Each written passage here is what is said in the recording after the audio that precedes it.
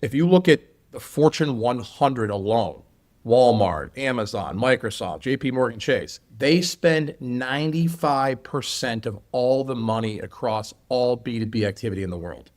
The majority of it's being spent in the Fortune 100 and Fortune 500. That's where the majority of the waste is. So we thought, if we're going to make an impact and help people, this is the best place to start. And I can tell you, every investor said that we were crazy. Even the angel investors who were friends said, you're crazy to go after the enterprise. Our advisor said, you're crazy to go after the enterprise. Sales cycles are too long, too complex. You don't have a brand name. You got to start SMB and mid-market. We understood that strategy because that's how most companies have success. But we knew we could solve the enterprise problem.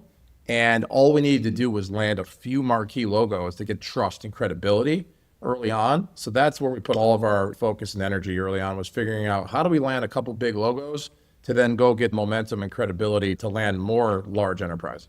I promised the investors that we wouldn't go out and raise a lot of money until we validated that we had enterprise customers, and we landed 2 marquee enterprise customers. And when we got those 2 customers to sign these first contracts, that is when some investors said to me, oh, this is interesting.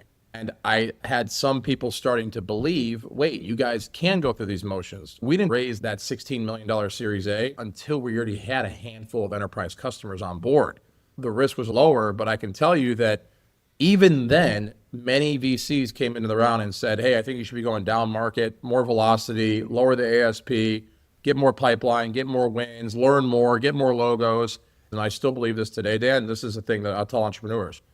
If we go land 10 mid-market companies and we have a ton of success and we get a lot of momentum, we will still not be a trusted enterprise player. You cannot win the SMB and mid-market and think the enterprise is going to trust you. It's a very different market. So we knew success in mid-market wasn't going to help us go upstream. In fact, if you look at the companies that had success in the enterprise early on, companies like ServiceNow, Workday, CrowdStrike, they didn't start off SMB and mid-market. They started off in the enterprise and built enterprise trust. But that's one thing I knew, that I'll never get Walmart to trust me if I have every small mid-market customer in the world. Walmart's still not going to think that we can serve them. They're going to label us an SMB mid-market company.